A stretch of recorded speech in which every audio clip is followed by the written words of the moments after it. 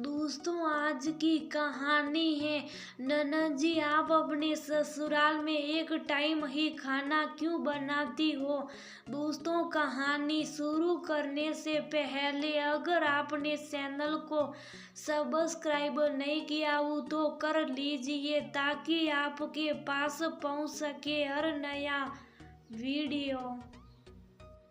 क्या सच में दीदी, आपके घर में आप और आपकी जेठानी एक एक टाइम खाना बनाती हैं? आपको अजीब नहीं लगता? एक टाइम आप बैठी, दूसरी टाइम वो बैठी और दीदी बीच में कभी कोई पहुंच जाए तो कौन खाना बनाता है?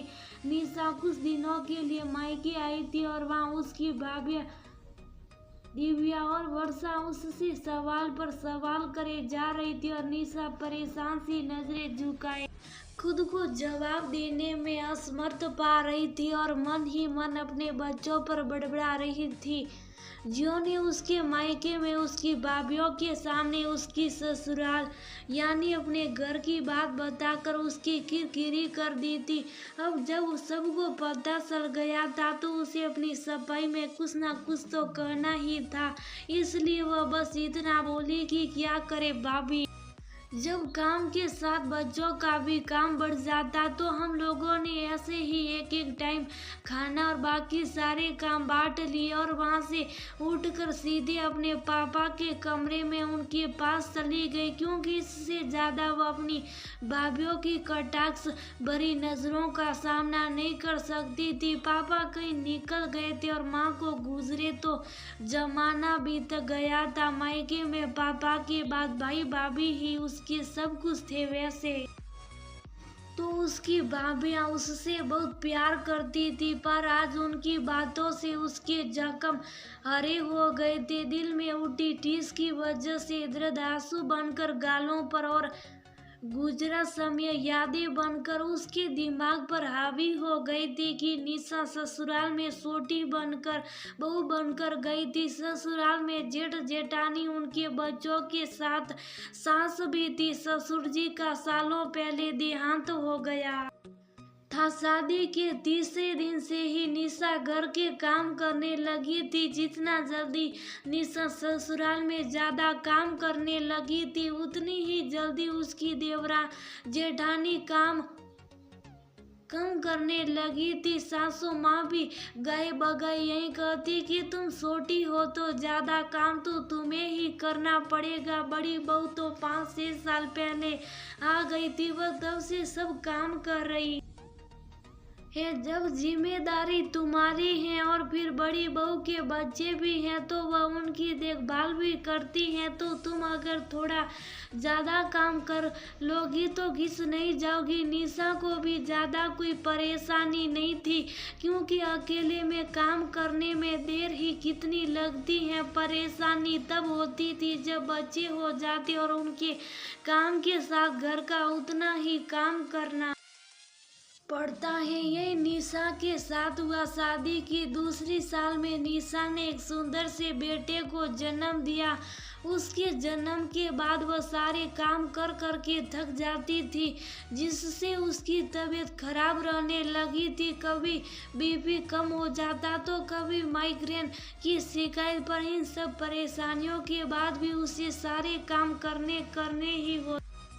इन 3 सालों में जेठानी जी को ऐसी काम न करने की आदत पड़ गई थी कि वह सासू माँ के कहने से थोड़ा बहुत इधर उधर करके वापस अपने कमरे में चली जाती। वह किसी काम की जिम्मेदारी लेने को तैयार ही नहीं थी। सबसे परेशान होकर निशा ने थोड़ी मदद के लिए एक बाई रख ली जो बर्तन धो जाती। झाड़ू पोछा सासू जी को पसंद नहीं था तो वो निशा ही करती।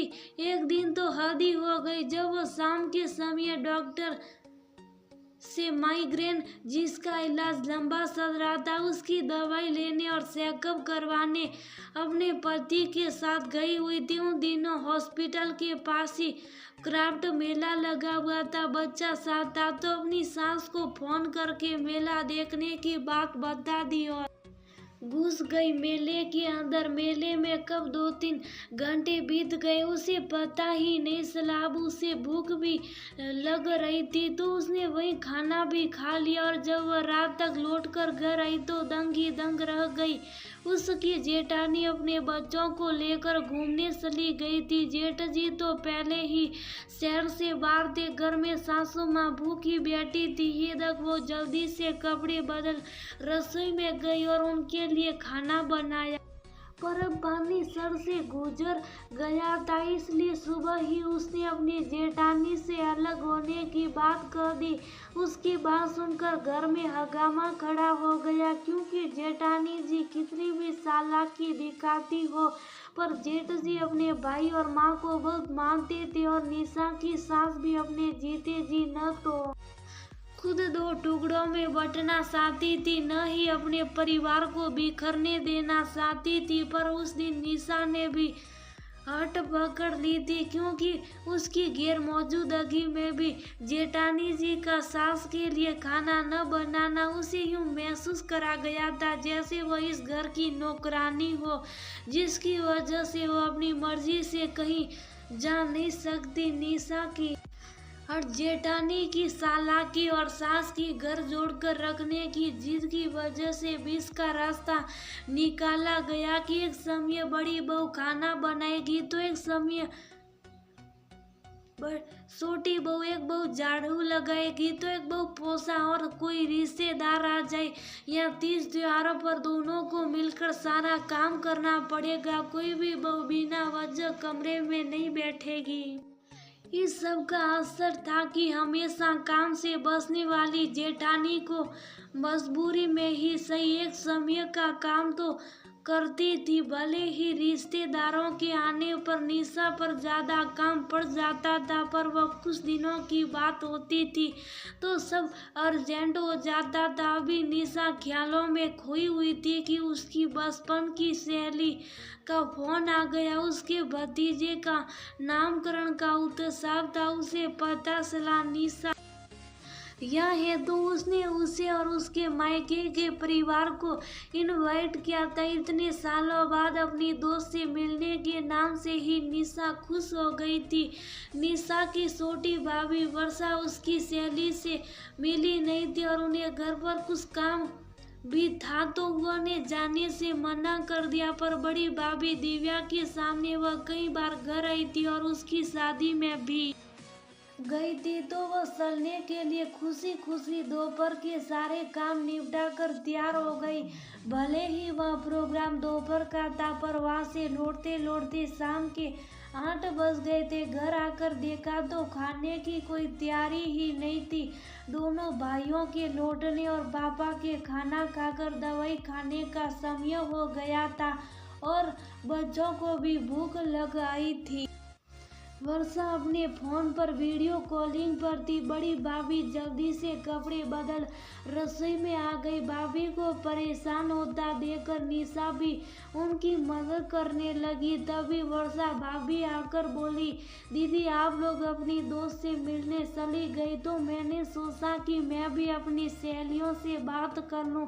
अब आप लोग खाना बना ही रही हैं तो मैं कपड़ों पर प्रेस कर लेती हूँ, बहुत बिखर गया है, और मुड़कर जाने लगी। तभी बड़ी भाभी ने उसे रोकते हुए कहा, अरे वर्षा वैसे ही बहुत देर हो गई, तुम प्रेस बाद में लगा लेना, भी जल्दी से रसोई का काम करवा लो। अरे भाभी आप कर तो रही हैं और दीदी भी तो हैं, 3 लोग कहाँ रसोई में खड़े होंगे, आप लोग कीजिए।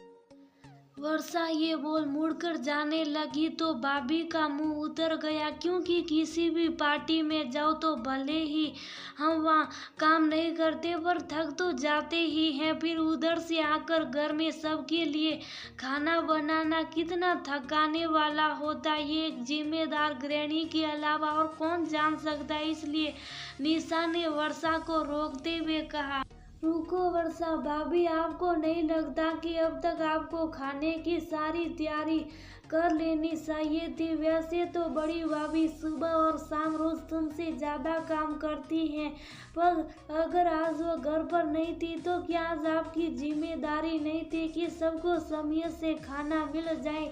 मैं जब से आई हूँ नोटिस कर रही हूँ कि आप हमेशा काम से बचने को अपना कुछ काम खोज लेती हो। घर की पापा की सारी जिम्मेदारी बड़ी भाभी निभाती। आज सुबह ही तुम्हें कितना अजीब लग रहा था कि हमारे घर में हम लोग एक एक समय खाना बनाते। अब तुम खुद सोचो कि जैसा काम आप करती ऊपर ऊपर का थोड़ा बहुत अगर उससे बड़ी भाभी के मन में तुम्हारे लिए गुस्सा आ जाए तो वह क्या कोई बड़ी बात होगी। ऐसा होता है जब घर में दो बहुओं हो और एक बहू पूरी तरह से अपनी जिम्मेदारी नहीं निभाती, तब यही होता, वह परिवार टूट जाता। ये तो घर घर की कहानी है। कई छोटी बहू काम से बचने की चालाकी दिखाती है, कई बड़ी बहू। मेरे घर में भी मेरी जेठानी तुम्हारी तरह काम से बचती थी, इसीलिए मैंने ये एक एक समय खाने बनाने का नियम बनाया ताकि वह भी अपनी जिम्मेदारी समझे।